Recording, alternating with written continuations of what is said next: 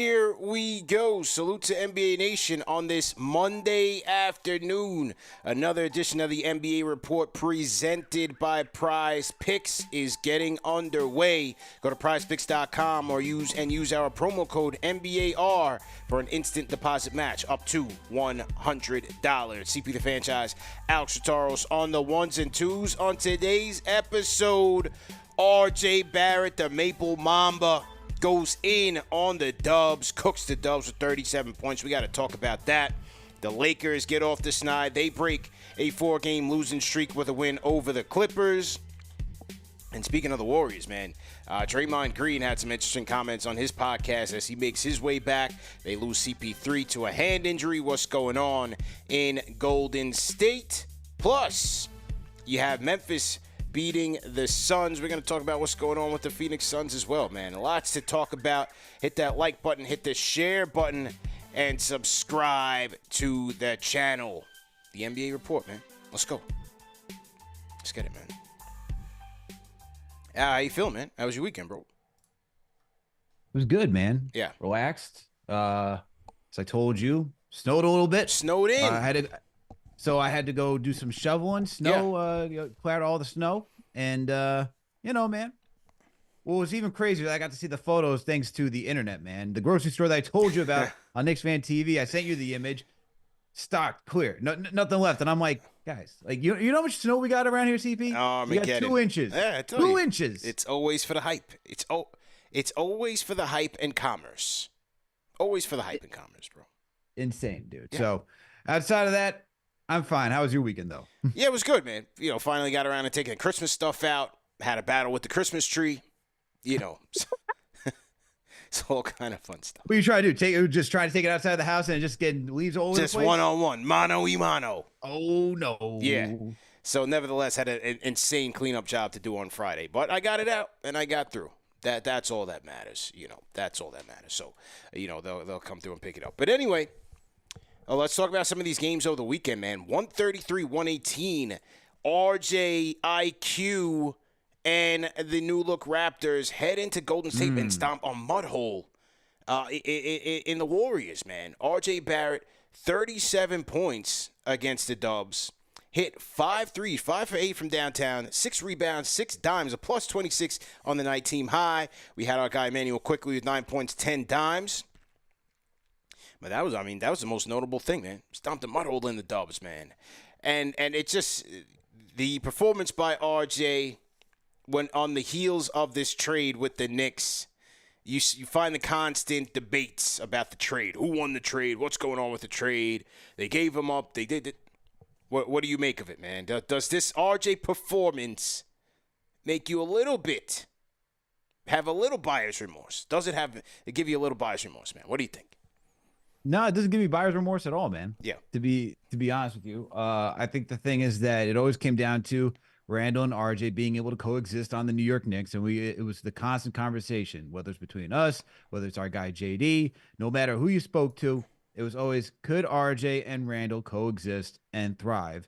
And more often than not, that was a difficult mixture of those two players, right? They're too similar in the sense that regardless that they're both lefties, they both like to attack in the same spot. So is there buyer's remorse? I don't think there should be. I mean, when OG Anunoby on the Knicks, you just see the spacing's better.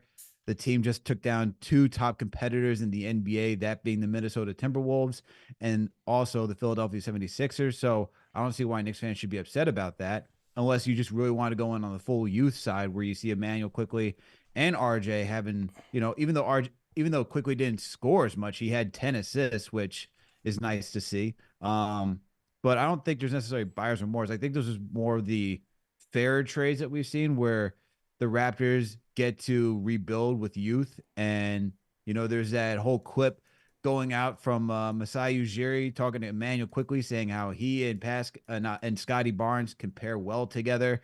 You got the guard and the wing or forward, whatever you want to call him. RJ, I think, is another piece that they look at. Like, not only do they have the hometown kid, but a guy who can constantly get downhill and open things up for everybody else. So I think both teams won because OG helps defensively, right? And we talked about this on Knicks Fan TV.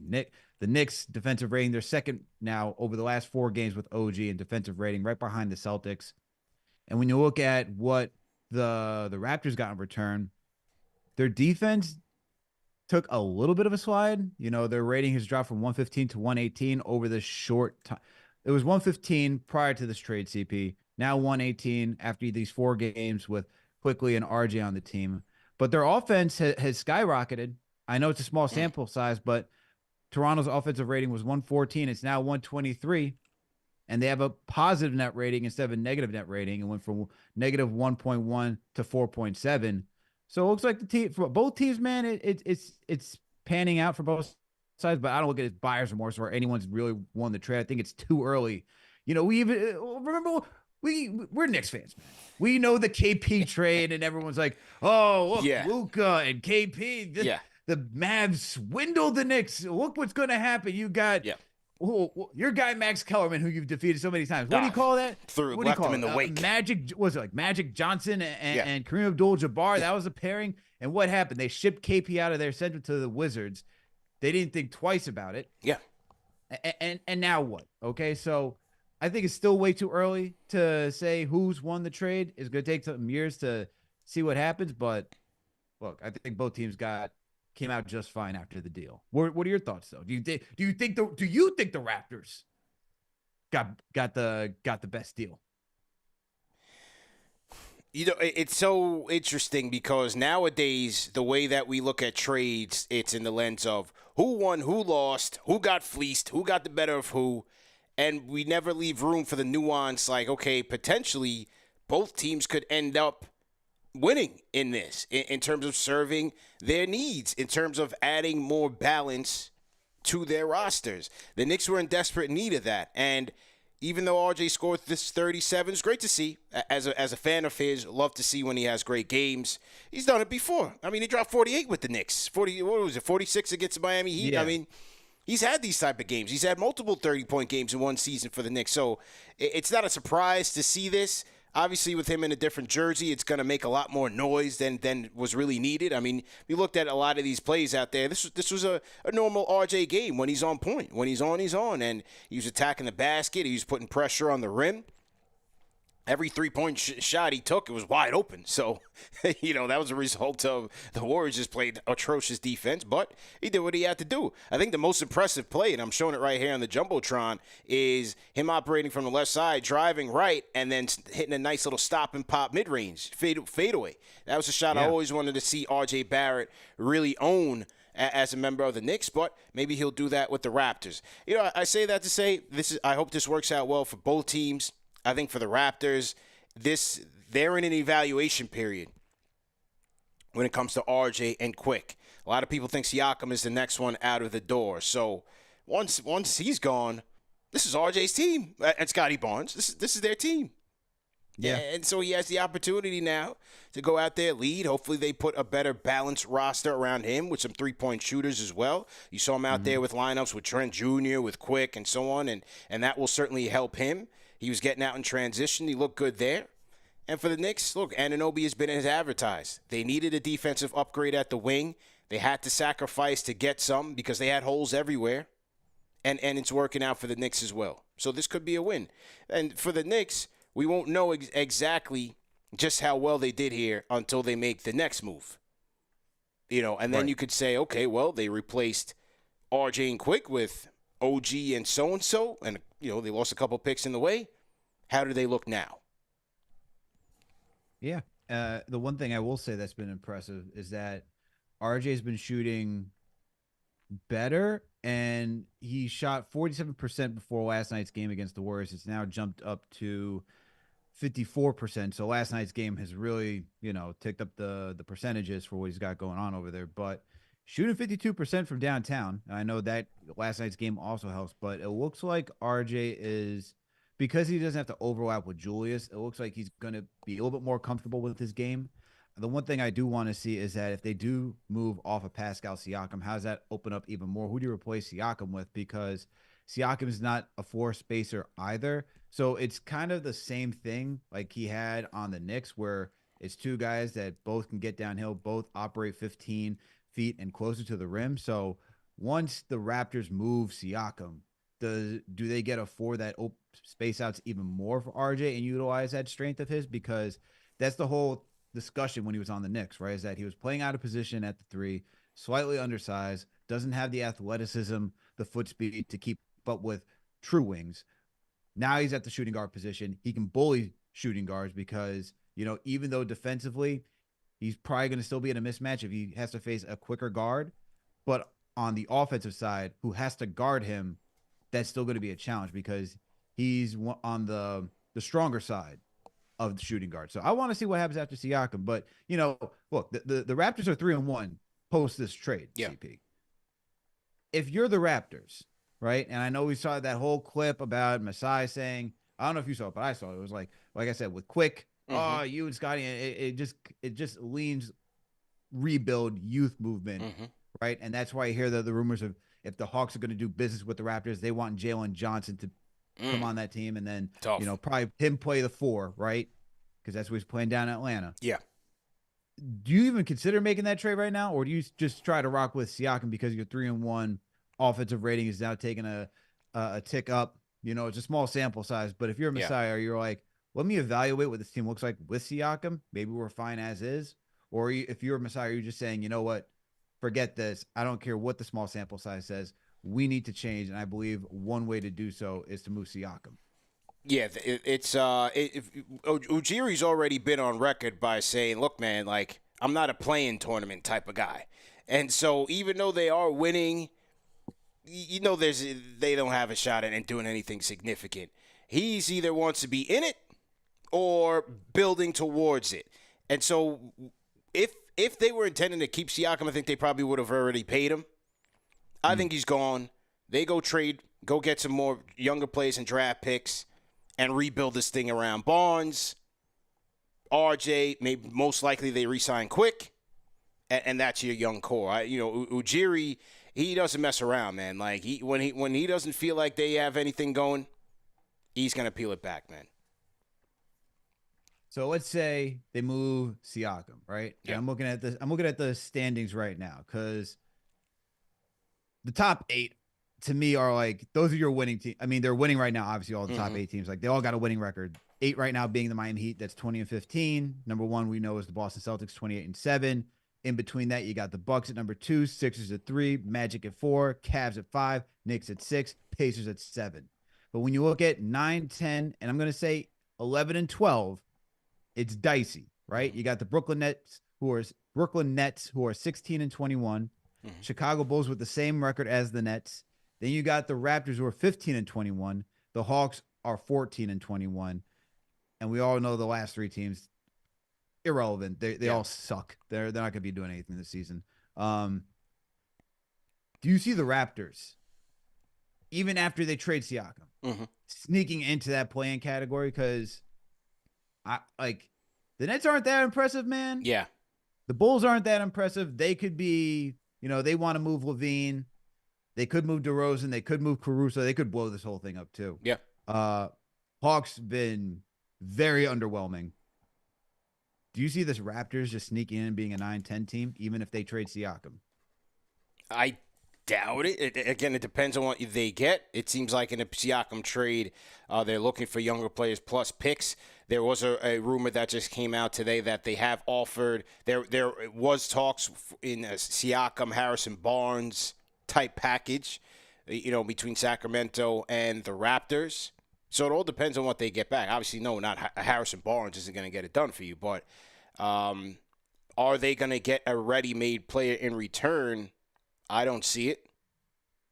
But again, maybe they get blown away by a deal, because I have to think that the Pacers, the Sixers, and even the Kings are in heavy pursuit of this guy. Why wouldn't they be? He'd be an instant upgrade for all of them.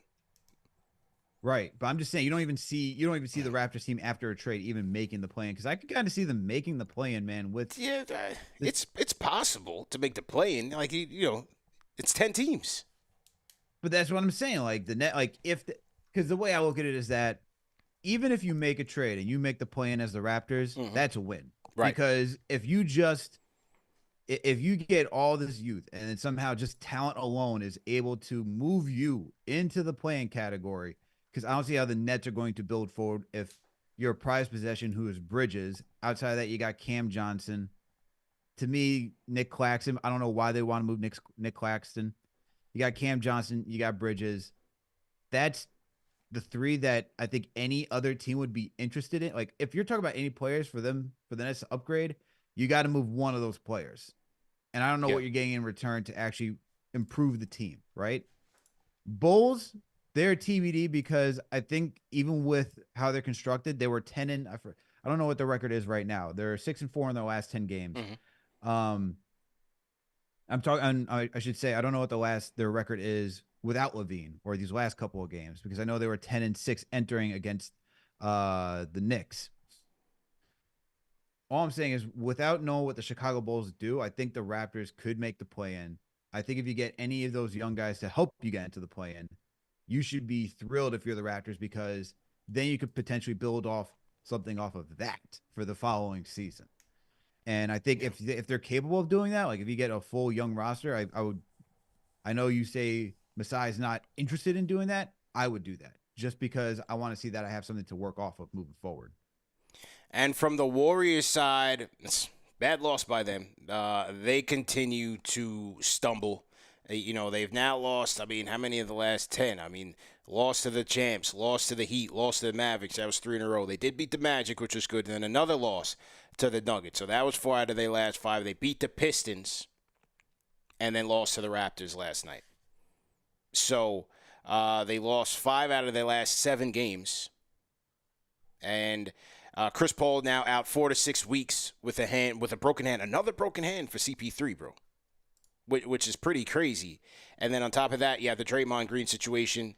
He's on his way back, but is it really all going to matter in the grand scheme of things, man? I mean, I've said it once, I've said it again.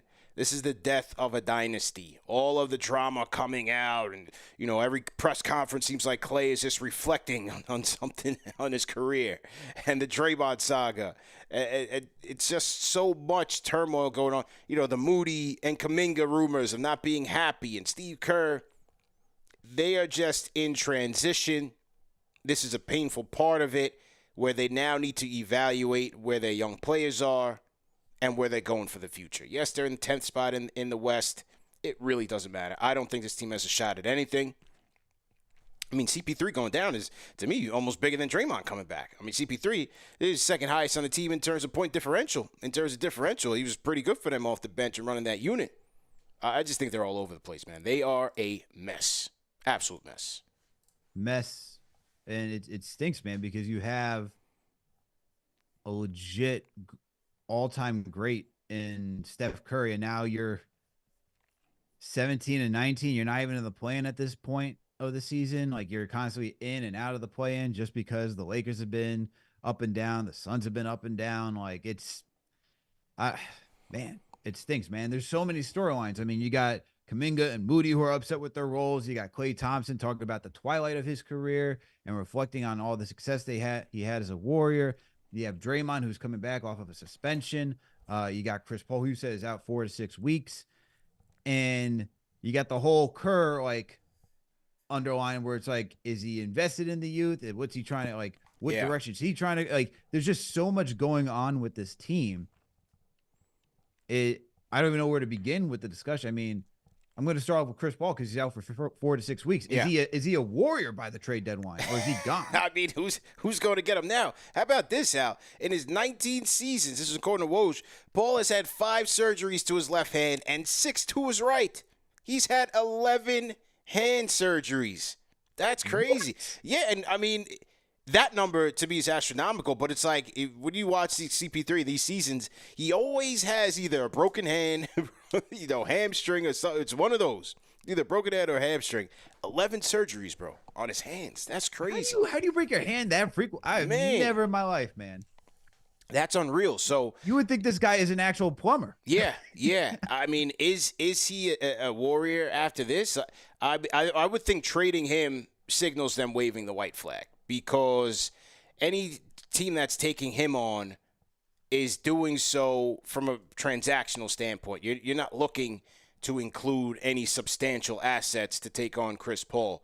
So if Dunleavy does that, he's signaling that we're going to start breaking this thing down as soon as we get the opportunity to. So if it starts with a CP3, could Clay be next? Because that's your next tradable commodity. I don't think who wants Draymond Green with a 4-year, $100 million contract, not knowing how he impacts the new team, right? Is he strictly a system player with the Dubs and with the theatrics? Who wants to take on Draymond Green right now? That might be the most toxic asset in the NBA. Man, yeah, the Draymond Green. I don't see him getting moved off of the Warriors just because of the on-court issues. I think for the Warriors, he's more valuable to the Warriors just because even in this situation right now, right? Saying, hey, I'm coming back from suspension. Their defense has been below since he's been gone. And if you're looking for him to make any changes to organize that defense, because he is like air traffic control when he's out there directing where everyone should be on their rotations. That's the one thing you have to hope when he's back, because that's what he's proven to do as his time as a Warrior. So I could see how he's more valuable to them and that's why it's been so difficult, man. Even like last year when he punched Jordan Poole, it's like, I don't know what they'd even it was just up in the air. How do you correct the situation? Because he is so valuable to what that Warriors team was. And obviously just like the name and everything that goes about it into the Bay Area. And that's why they moved Poole too, right? Like at the end of the day, it was a decision between Green and Poole, and they chose Green. And so now you solidified that Green's going to be there for the rest of, honestly, his tenure. I don't see where he's going to go after that. And you have him talk about retirement, not wanting to come back and stuff like that. I can only see him just like quitting, or not quitting, but retiring if he's not on the Warriors this season, if he's having those type of discussions. But if I'm the Warriors, I'm thinking about trading Chris Paul, just because 4 to 6 weeks, man. What's going to happen between then? You have to have that consideration. You have to think he's got 2 years left on his contract. Next season's non-guaranteed. All right. So if I'm the Warriors, I know that I'm not getting anything in return for doing that. I'm probably taking on, I don't know, what someone wants to get rid of, and we're sweetening the deal with a pick just to get off this, because we're trying to say, you know what? Let's reduce how many games Steph plays this year. Let's get back to the drawing board. And then maybe you do trade Clay. Maybe you do trade Clay and see what else you can get in return. Has been shooting somewhat better. Not great, but somewhat better. So maybe someone could say, you know what, we could take that guy as a 6-man, because if he comes to a new team, it's not Warriors Clay we're getting. Okay. We know that he should understand that if he's getting traded, and we'll move on from there. But if I'm the Warriors, I'm thinking about moving Chris Paul and seeing what I can get in return to see what's helpful for now, and just get off the contract, because another year you got to worry about, like, I know it's not guaranteed, but even the thought of just saying, all right, what do we got to do this year? Should we keep Chris Paul? And you have to go through that whole exercise internally. I wouldn't want to be part of those discussions. Yeah. I think, one of the benefits to this, as they lose some of the players to, boneheadedness in the case of Draymond. And how about this with Draymond? The soundbite that came out that said Commissioner Silver had to coerce him to not retire. Like, if there was ever a time where, that just sounded like a Clutch Sports PR move, that sounded like straight out of the LeBron James playbook. You know what I mean? Like, woe is me, the victim. Now, all of a sudden, Adam Silver had to talk me off the ledge. Like, all right, bro. Let's not act like you're number 45 sending in the fax, talking about I'm back. Like, let's slow down a little bit. Oh, my goodness, man. This team, like, what do you, like, it's kind of weird, man, to see what was once an NBA darling in the Warriors, right? Like, everyone was on this team's bandwagon at some point. Yeah. It's going down in flames. Hey, man, that's how it goes. That's how dynasties go. One minute, you got Michael Jordan running around. Next minute, it's you got another ballhead brother. It's Marcus Pfizer. It changes up on you that fast. One more question for you, though. Yeah.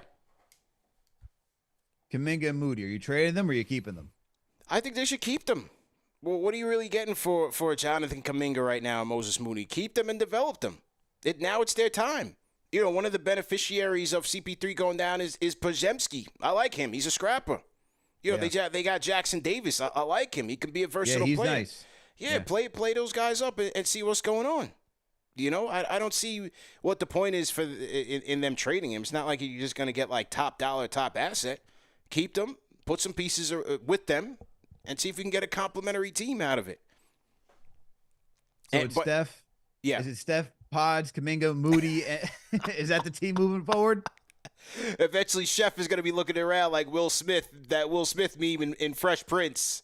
When he looks around the empty house, this is going to be Steph like, yo, all right, let it fly. I mean, at this point, man. I got 4 of these, man. Might as well. Hey, let it fly. Let it fly, man. This is going to be, honestly, I think that's going to be the most interesting storyline, right? Because if you even choose to decide to include Kuminga and Moody in this rebuild of the Warriors, I don't know what you do with a legend in Steph Curry, man, tough. Because that's going to be tough. He's still got good years, man. Yeah. Like, I know he was in a little bit of a shooting slump, but that guy's still in his prime almost. So it's like, that's just tough. How the You're Chef the Warriors. it, You have one of the best players in the league of all time on your team, and now you're not even in the play-in right now. Not even in the play-in, man. You know, and how about this one? The from 2018 to 22, I think this was from Anthony Slater of The Athletic. Only 2 out of the 12 picks remain for the Dubs. Moody and Kuminga. Yikes. I mean, in the grand scheme of things, like not looking at everybody's history, is it that crazy given how much drafts can be a crapshoot? And looking at it from a Knicks fan standpoint, I mean, how many Knicks draft picks are still here from that time span? You know, it's a crapshoot. But in the grand scheme of things, it puts them in a tough spot because they are aging. They're not in a great spot right now, and they don't have a legit succession plan right now. They don't. And you know, the other player we gotta discuss too is, I mean, Wiggins. That's the other wrench in the whole war. Like, good reclamation project with the Warriors, right? Because was considered overrated. Some even classified him as a bust on the Wolves, which I'm like, he's not a bust. He's productive. He's just miscasted in his role on the Wolves. Goes out to the Warriors, second best player in that NBA Finals, man, and was much needed for defensively, rebounding, some solid shooting. You know, he's had his ups and downs too, missing games, being out, family issues, and so forth.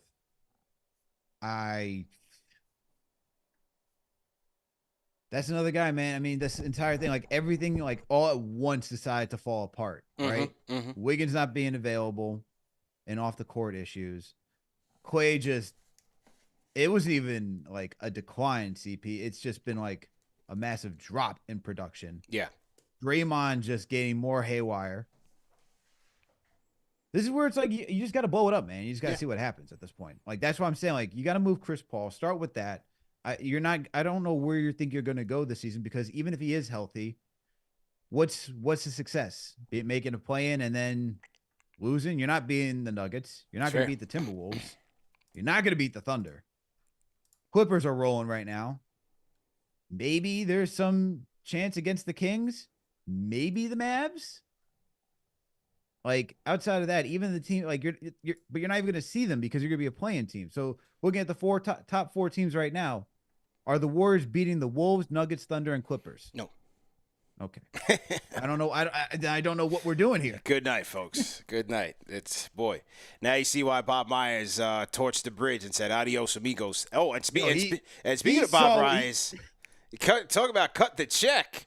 Boy, oh boy, what a way to be a free agent. And now you go from building the world champion Warriors to now hearing Magic. Magic probably picked up the phone and called him and said, hey, we need your assistance here in getting us a new director of football operations and a head coach. So now Bob Myers going from the basketball world over to football. new ownership with the Commanders. I got to think Magic had a lot to do with it. Yeah. Yeah. That's the way you leave an organization, Yeah. CP. Yeah. You go out on top. You're like, oh, man, we made the playoffs. We had a really cool Game 7 where Steph drops it. I see this team. Man, he was like, Draymond punched Jordan Poole. Yeah, I'm going to leave after this year. We're done. Here it is. The Washington Commanders Advisory Committee for a new head coach and GM. Josh Harris, Magic, Dave Litzer, Mitch Rales, Bob Myers, and Rick Spielman. 4 billionaires, 2 former GMs, and experience across every major pro sports league. I mean, I would have to think from the Myers standpoint, he's going to be used to in the GM, more so in the GM search, right? Because a lot of times we look at the GM role as just going out and getting players. But between GM and president of operations, you got to worry about the business side as well. So I would have to think Myers is going to be more so on that end of it. Maybe not as much as the coaching and the X's and O's. So we'll see what happens. So hopefully it works out for all parties. All right, now, going back around the league last night, the Lake Show.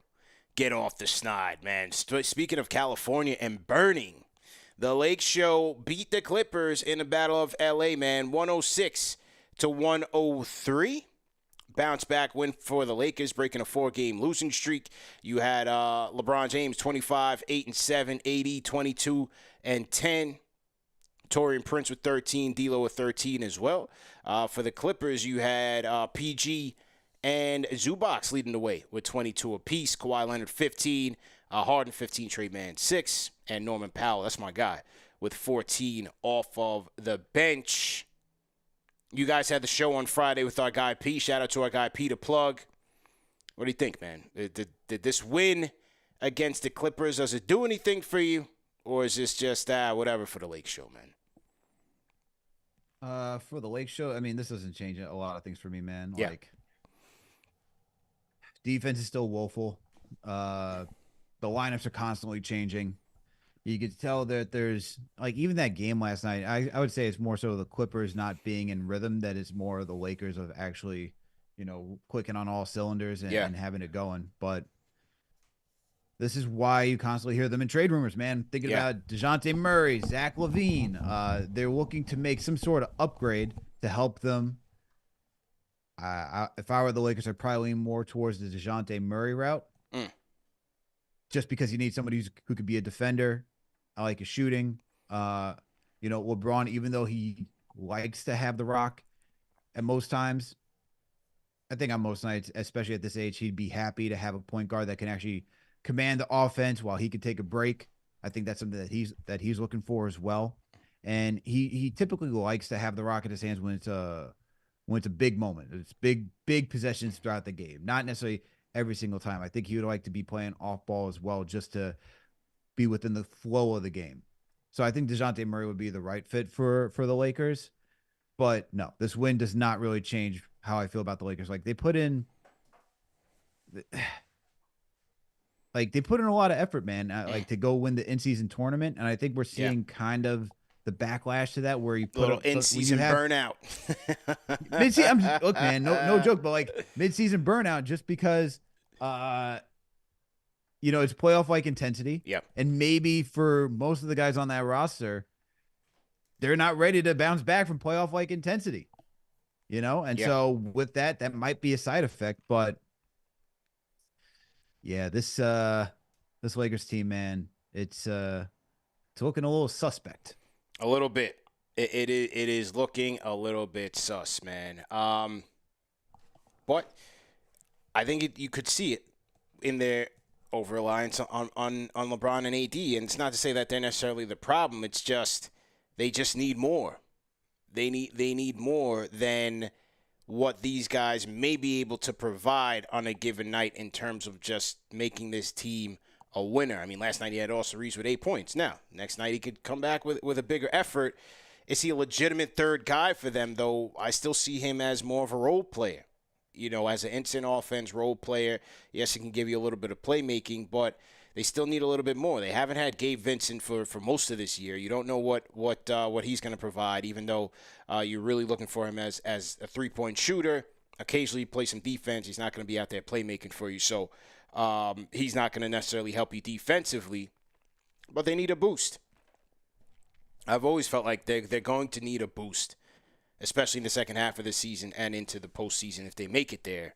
LeBron and AD alone just can't do it. They're going to need bigger contributions. I'm still a little bit surprised at how woeful their defense has been, given the additions that they made between Taurean Prince and Cam and Vanderbilt. I thought that at times, especially earlier in the season, they had some potential there. You had a lot of those guys out there and providing some versatility for them, but just hasn't been working out. And now Darvin Ham is in the crosshairs, and it's so crazy because here you have it, a coach in the second year coming off of a first year where he was a part of a team. Whether how much you want to give the coach credit, that's subjective. But he was part of a team that came back from the dead, 13th in the West, and made it all the way to the Western Conference Finals. Now he's part of the problem. You can't make it up. I mean, you got a team that is built on a 39-year-old LeBron James and Mr. Glass Anthony Davis, and the coach is the problem now. Look, I get what Laker fans are saying. We just make adjustments. It's the same conversation we have about every coach. But I'm a guy that looks at roster first, deficiencies, and then I look at the coach. Well, your thoughts on that, man? It's crazy because this has probably been the most healthy with LeBron James and Anthony Davis throughout the regular season. Yeah. It's always funny, CP, especially when you go back to the times of when you heard about what was it, LeBron, and essentially it was LeBron and the disliking of or the frustration, not necessarily disliking, but the frustration with Eric Spoelstra down in Miami, right? And then you know about David Blatt getting fired over in Cleveland, even though they made the NBA Finals. And then, now you have Frank Vogel, who was on the way out from the Lakers, and now you get Darvin Ham, right? It's very hard for me to feel bad for a LeBron James-led team because, for the most part, he's in control on who he wants on the roster, right? Who the head coach should be, all these other situations. And I'm like, at the end of the day, this was you have your fingerprints all over these decisions. Yeah.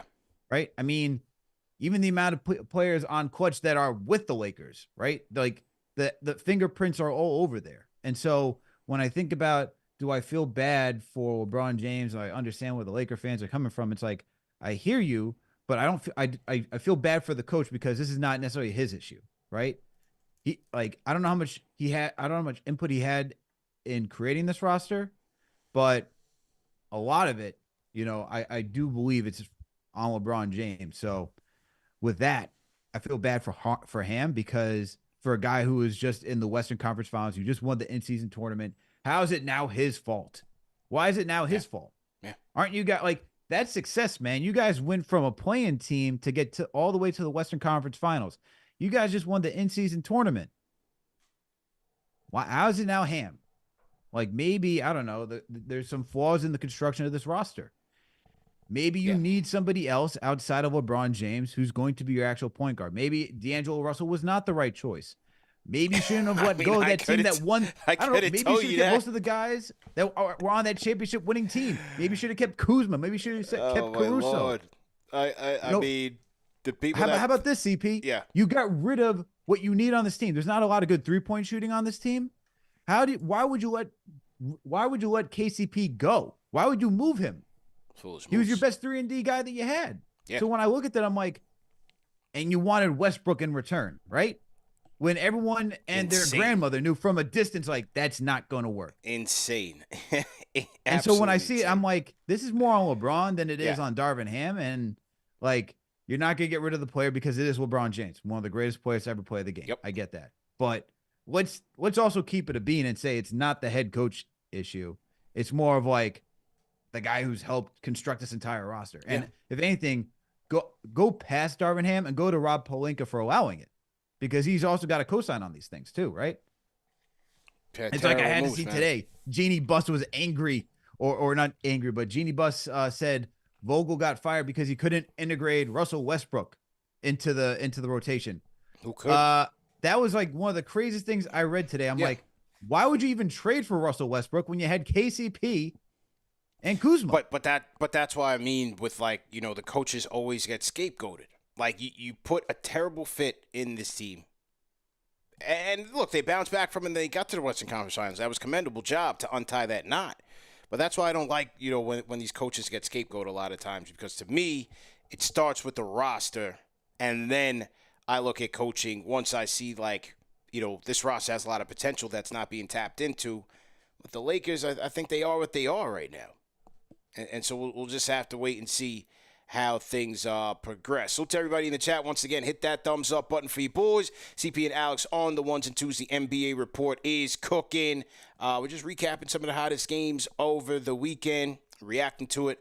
Definitely appreciate everybody who's in here right now, tapping in. We got super chats from the Rhyme Animal, Chuck D, and Fleazy Flex. We're definitely going to get to those.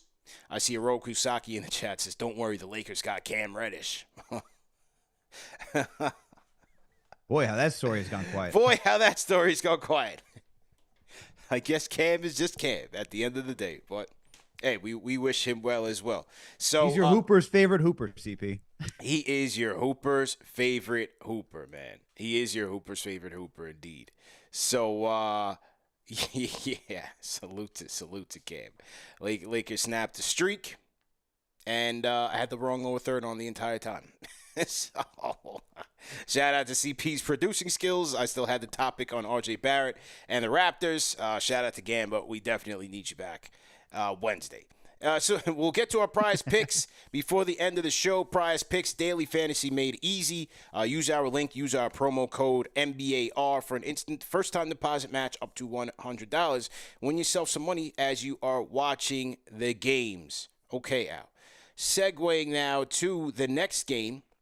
And one more thing on the Lakers, rather. They do have 7 of their next 9 at home. So let's see. Narratives change so much in this league from day to day. 7 of their next 9 at home. Let's say they come out on top before they go on the Grammy road trip. See what happens. Let's see what happens, man. They may come out a different story, a different tune after that road trip. Now, the next game we got to talk about. He had a good game last night in Dallas against the with the Dallas Mavericks against the Minnesota Timberwolves, man. Mavs beating the Wolves. First win over a top 3 team in either conference this year for the Mavs. 115-108. You had, and they call them Lukai now. This was new to me. I was watching the telecast last night. They call the dynamic duo of Kyrie Irving and Luka Doncic Lukai, as both players combined for 69 points. You had 35 for Kyrie, 34 for Luka.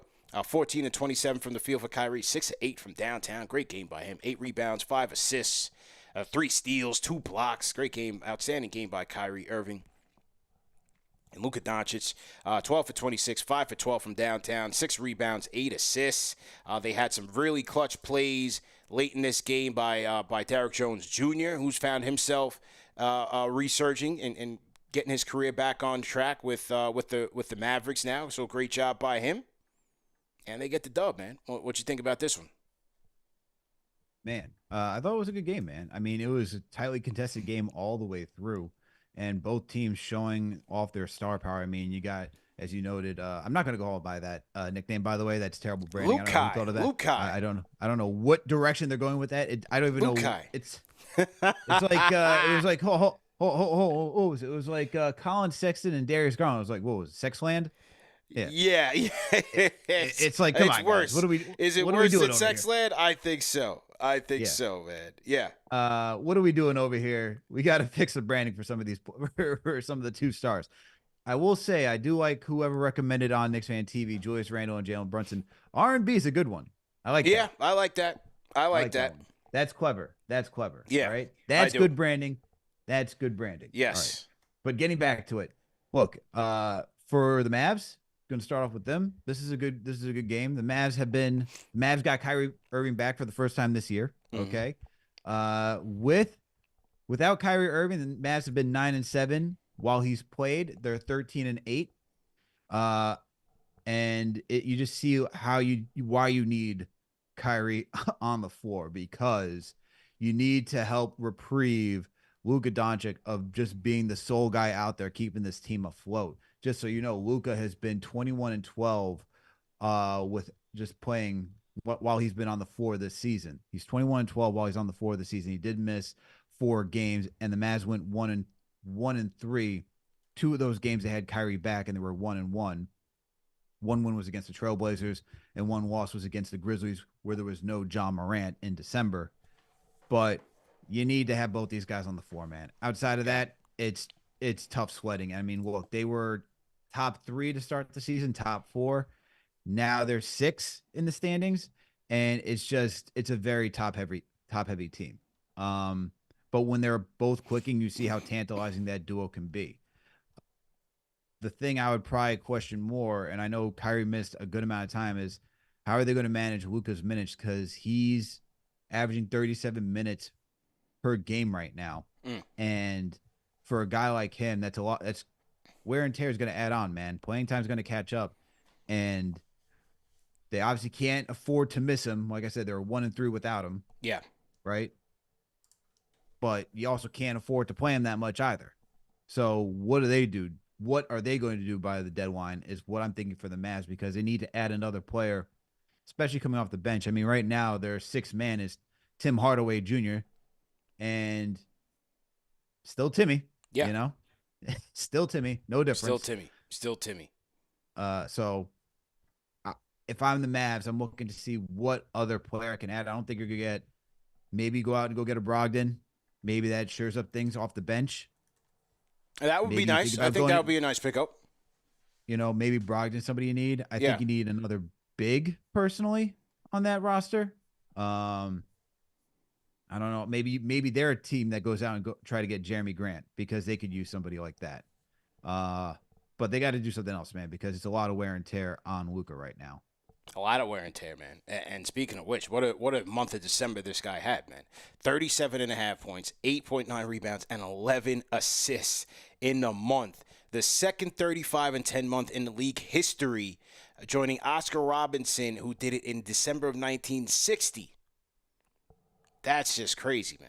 I mean, he had to, though. He had no Kyrie, so no, absolutely, man. But even still, you know what I mean? To be able, those numbers are insane. Those numbers are insane. But it's like you said, where else do they go for help?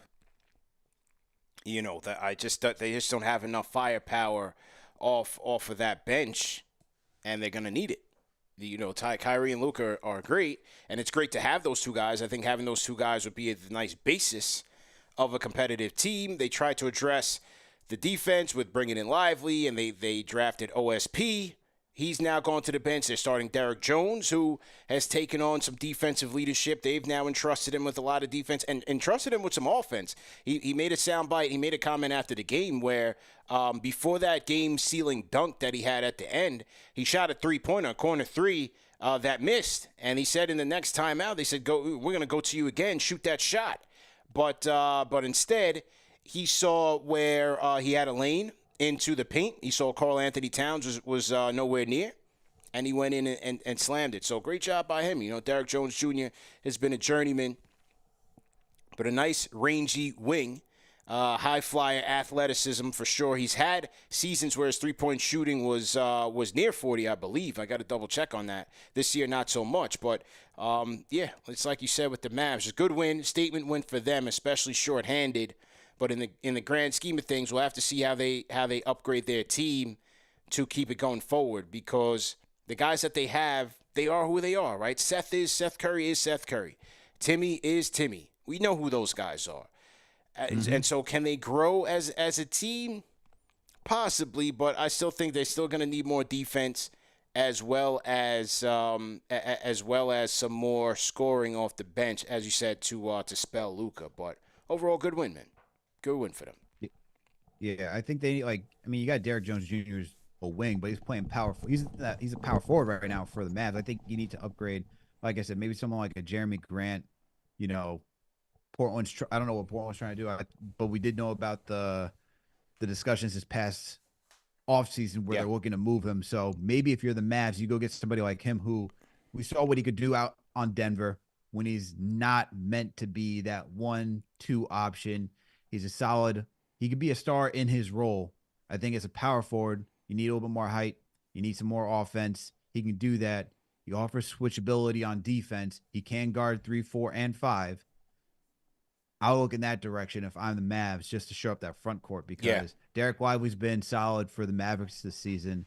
You got Powell as your backup center. You got Grant Williams with that second unit too. But I think if you can go get someone like Jeremy Grant, I think that's something that would help the offense, especially on this team.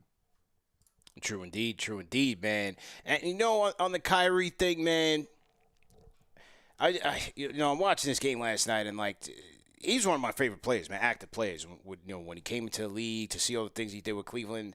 I mean, even now. But it's just unfortunate that everything that's happened with him over the last few years, to me, is just really placed a cloud over what is one of the best talents in our generation, man.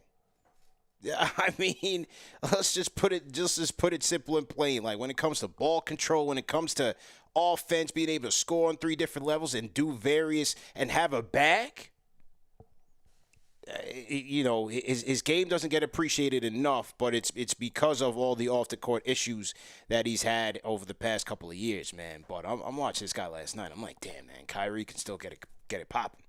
Dude, he's still a bucket. I mean, you talk about clutch 3-point shooting. Keep in mind, this was his first game back for this start of the year, right? Yeah. 3 after 3 after 3, just catch and shoot. Like he looks so comfortable doing that after missing some time. And then you talk about the ball control, the ability to stop and go, the finish around the rim with different angles, man, just floating through. Like nobody can keep up with Kyrie. When Kyrie is on, nobody can keep up with him. He is one of the most difficult point guards to keep up with, which is why for some they can have that belief in like a Kyrie and Luka match because Luka, you can't speed him up, man. Like you cannot speed up Luka. He plays at his pace. He gets to his spots. He does what he wants to do throughout the entire game, and he's just a difficult cover because of how big he is. Then you talk about Kyrie. The guy's change of pace is just insane. Like spin moves, everything, whatever he wants to do, man, you're not stopping that guy. You just try to control that guy, and even that's still difficult. But yeah, man, to your point, it just stinks because he's such a good to great basketball player. And I think I was listening to, like, I saw a clip on Instagram where it was Iman Shumpert talking about how Kyrie learned to hit all those different angles for all those layups. Strictly. And did you hear that? It was like, apparently the box was cut out. He was missing the box on his hoop. And so he had to figure out how does he hit from different angles outside of the box on the backboard to finish. And it's like, that's crazy. Strictly. That is a crazy thought process. Just like his godfather, Rod Strickland, man. Again, just incredible talent. And that's how Rod used to get it in, man. We'll see what happens there in Dallas, but good win for them. And then to close this one out real quick, Al, 121-115, the Memphis Grizzlies without Ja upset. Well, not upset because the Suns are just hot garbage right now. Beat the Suns on the road, 121-115. You had Triple J with 28, 10, and 6. Great game by him. Marcus Smart, nice job by Marcus Smart, man. 25, 8, and 3. And then you had 23, 5, and 5 from Desmond Bane. So those big three leading the way there. For the Suns, they did have their big three playing. KD, 23, 10, and 5. Book, 24 and 8. And then you had Beal, 12, 6, and 5. For the Phoenix Suns, man, 19 and 17 on the campaign. Just looks like they're just kind of existing right now. Yes, they are trying to figure it out as a new team, and we should give them the benefit of the doubt. But then there's other times where I'm just like, I just don't see it, man. As this team this year, I just don't see it with them. I was not a big believer this offseason when I saw that I was like, okay, they need to round out the bench. They rounded out the bench, and I was still looking. I'm like, this team's still not going to make the finals, man, in my opinion. I'm like, they did a good job rounding out the bench because they certainly needed it. But at the end of the day, the biggest concern, the number one concern for me was, are they going to be healthy to do so? And Good Katie, who's points. been the most available out of all these guys. I mean, asking Beal to be available is just Yeah, that's a tall order at this point. you're better off wishing Uh, for $1 million. yeah, but the thing is, like, what was funny is that some on Suns Twitter were trying to get hyped. They were on a 4-game winning streak, and I'm like, you guys beat the Rockets, the Hornets, the Magic, and the Trailblazers. Okay, like, Yeah. relax, just stop, relax. Okay, can we see you against some good competition first before we actually start to anoint you of like, all right, there's something cooking here. Then you lose to the Clippers, you beat the Heat, and now you lose to a jawless Memphis Grizzlies. Yeah. It's not. There's nothing for me, man. This team's just gonna coast by. Maybe they're better next season, but this is the this is unfortunately the repercussions of trying to accelerate a competitive team, and especially with new owners, man. This is the thing with new owners, right? And we saw this even with the Timberwolves, even though it's now starting to work out to their favor. The one thing I will say is that Rudy, you can at least, even though they overpaid for Rudy, and I'll still believe that, the fit made more sense in the grand scheme of things, where it's like, okay, I can kind of see where you're trying to go with this, have a Twin Towers, because we saw that work out with Cleveland, where you had Laurie, Mobley, and Allen, right? I can be like, okay, I could see at least Cat and Gobert. You could put Cat at the 4. Maybe you get some solid defense there because of Gobert's defensive impact. And then you talk about perimeter defense, what you have there. But but they only got one player. They Yeah. only made a move for one player, right? And they kept most of the guys that they needed to fill out that roster. With the Suns, they gave up everything to create a big three, and then the rest of the roster is just kind of shaky. Yeah. And so with that, I'm like, I can't buy into this team, man, because you try to accelerate the process. And this is just going back to what ownerships do. New ownerships, they like to get things now. They're like, oh no, we need to make the impact now. We need to show that we're about winning now. We need to do this. And how many times do we see a new owner come in, be aggressive, and then things start to go south, right? Mm-hmm. And for the Suns, this is just a tall tale sign of, if you're going to be a new owner of a basketball team, just go slow, man. Don't have to put your handprint all over this to start. Yeah. It's gonna take time, man. It's gonna take time. I just, even though the team just formed, it's going to take some time. This is not a instant rise to success for this Phoenix Suns team. Number one, the West is way too competitive, and you got teams that are way more put together and cohesive. The way the Thunder are playing right now, you have Denver back on track. There's way too many teams right now that are clicking and on point, and have more balance than what the Suns have right now. And the biggest thing for them is going to be, of the big three, who is going to sacrifice and do a little bit more of the dirty work to help this thing go. Everybody can't be the chef in the kitchen. Everybody can't just look to score. Like, you now have 3 ball-dominant guys on the court at one time. It's going to take sacrifice. Who's cutting? Who's playmaking? Who's grabbing rebounds? Who's diving on the floor for loose balls? Like, it's a lot. You got to get out of your ego. And you have 3 guys who have once been the alpha. It's going to be tough. And then, not to mention, even though I did like how they had put their bench together in supporting cast based on where they were, they just have a lot of work to do. But let's see. Let's start with seeing the big 3 play together for a substantial amount of games. Let's just start there, because they're the 3 most important parts to the puzzle. You know what I mean? Yeah. And I think one thing that maybe the Suns got to figure out is who's going to be your point guard. Because I think the whole Devin Booker as your point guard thing, being your initiator, whatever you want to call for this roster, I don't think that's going to be the answer, just because, as you pointed out, all 3 of these guys are ball dominant players, and then they've all been the alpha. And so for Booker, who's been asked to do a lot previously before KD even arrived to the team, I feel like there's just a wiring that it's hard to change, where it's like, all right, I got to take the last shot. And it's like, well, I do have KD, but I feel like I should be the one taking the last shot. And not necessarily it's a selfish thing, but it's more of like an ingrained thing, right? Like, if you've been doing it for so long, especially since he's been there, and from a time where the Suns stunk and he was viewed as like a lot high numbers, bad team type of guy. And now you can see that he is a winning player.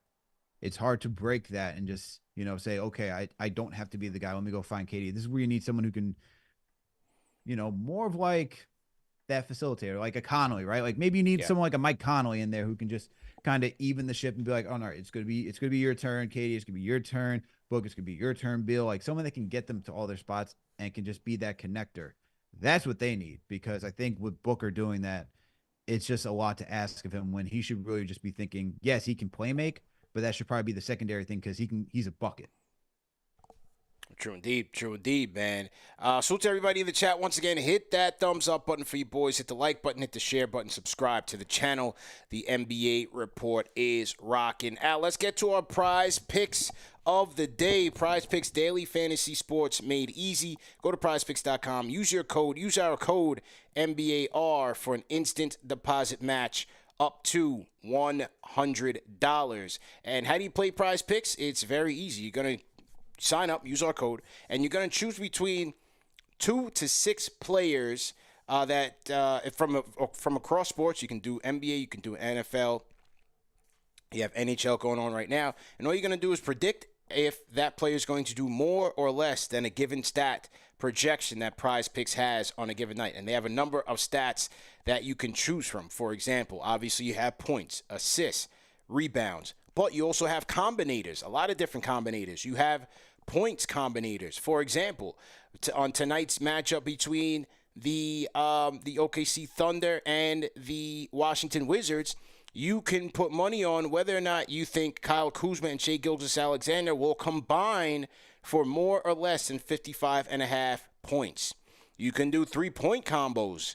Fred VanVleet and Tyler Hero. Tonight's number is 6. Will those guys combine for more or less than 6 threes? So those are just one of several options to choose from. On tonight's slate, Al, here's where I went. I'm going with a three-piece nugget here, if you will. I'm going in that OKC Washington game. I'm going with Chet Holmgren with more than 18.5 points. I always pick against the Wizards, one of the worst defenses in the league, and also one of the worst rebounding teams in the league. So I think this should give Chet an opportunity to not just go out there and get his own buckets, but to be able to get some rebounds and some putbacks as well. It should be an easy night for Chet, and I'm going with more than 18.5 points. Also in this game, I'm going with Kyle Kuzma with more than 6 rebounds. Now, in the past, 3 games, Kuzma's only been averaging 2 rebounds a game, but also I believe that's because he's faced a lot of tough rebounding teams. For example, they went up against the Knicks just recently. And Kuzma talked about the fact that, it's a more physical team. It's a bigger team. And that Wizards squad with he and Gafford and Denny kind of manning that front court, they're just far too small.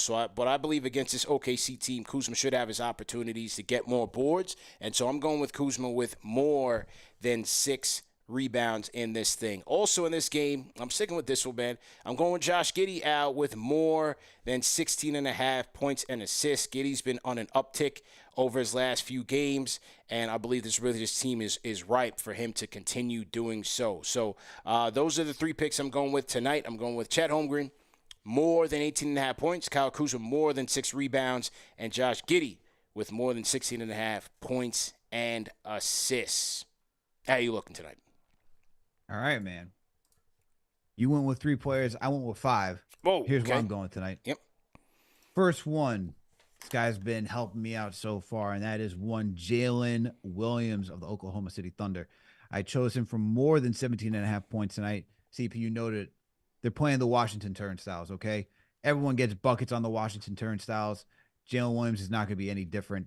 He's going to get more than 17.5 points, in my opinion. He's just been scoring very well this season. He is the number 2 scoring option on that team, and that's where I'm going with him. I'm then going with Giannis Antetokounmpo for less than 56.5 points, rebounds, and assists. They are playing the Utah Jazz. Part of me is expecting a blowout factor. I do not see the need for Giannis to go out there and be needed that much, so I'm expecting him to have less than 56.5 points, rebounds, and assists. Next choice is Bam Adebayo. I'm choosing him for less than 11 rebounds. They're playing the Houston Rockets tonight, and my reasoning for this, you got to watch out for Sengun. And it's going to be Bam Adebayo against Alperen Sengun, he's got to be boxing him out. So I'm expecting others to be coming in and crashing the boards while Bam is making sure that he contains Sengun. I'm then going, the Indiana Pacers are playing the Boston Celtics tonight. So I'm going with Tyrese Halliburton for less than 12 assists. Look, the last time Tyrese Halliburton had more than 12 assists was when they played a Celtics team without KP. They have KP back. Tatum is expected to be out for this matchup. But I think with KP back, the defense is still going to be top tier, especially with that top tier backcourt that's good at defense as well with Derek White and Drew Holiday. So I don't see everyone being able to get all their shots off. And because of that, if you're going to be passing the rock and guys aren't going to be able to get their shots off, I don't see Tyrese Halliburton getting that many assists. And then last and certainly not least, DeMar DeRozan for more than 21.5 points against the Charlotte Hornets because, come on, guys, it is the Charlotte Hornets. Simple. And that's my prize picks for tonight. Simple and played. So once again, go to prizepicks.com. Use promo code MBAR for an instant deposit match up to $100, man. All right, Al, great show, man. Absolutely great show. Great vibe. Right back at you. Salute to the Rhyme Animal Chuck D, man, in response to our RJ Barrett topic earlier today. I said RJ had room to do so without rushing. He and IQ seem relaxed not being in New York. This is a rare case where playing in the hometown is less pressure. Yeah, I believe so. Man. He's home. He can be free now. And not that I don't think RJ buckled under the pressure in New York. I think far from it. I thought he was mature enough to embrace it. But the expectations are different in Toronto. And now it's kind of a blank slate for him. Yes, he kind of takes a step back competitively, based on where the Knicks are going, where the Raptors are going, but it's his chance. It's his chance to paint his canvas. So I'm looking forward to that. Absolutely. Yeah. And then Flizzy Flex sent out Super Chat says, would you do this trade? Siakam, Miami, and Toronto. Siakam and Otto Porter for Kyle Lowry, Jovic, Caleb Martin, and Jaime Jaquez. Would you do that, Al? Would I do if I'm the Raptors? Siakam for and Otto Porter for Lowry, Jovic, Caleb Martin, and Jaime Jaquez. He says, would you do this trade? I don't know which side he's looking at, but he's just saying, what do you think about that trade, I guess, overall? I mean, if I'm the Raptors, I just ask, where do I sign on the dotted line? And then if I'm the Miami Heat, I am looking at myself in the mirror and saying, what did I just do? No, no. And it's not because of, Kyle Lowry, but you're giving up Jovic, who it seems like they're very invested in. Right. And then you're giving up Jaime Jaquez, who is, honestly, one of the better draft selections. Yeah. Who probably went 2-0 in this past draft. So there you go. I would be doing that. If I'm Miami, I wouldn't do that. If I was Toronto, yeah, absolutely. So yeah, I get rid of Otto Porter and I get rid of Yeah. There you go. All right, man. Great show. We'll be back on Knicks Fan TV tonight for Knicks Weekly, and man, time to wrap up, regroup. And I'll see you later, man. Good stuff, man. The NBA Report. Remember that the show is available in audio podcast format. No reason to miss it. Catch us on all major podcast platforms. Help us grow the channel. Like, share, subscribe. Share this on your Facebook feed. Share it on Twitter. Share it on Reddit. Share it in your email. Whatever it is, one person can help grow this thing exponentially. Keep it up, man. Al, great show. See you later, man. Peace.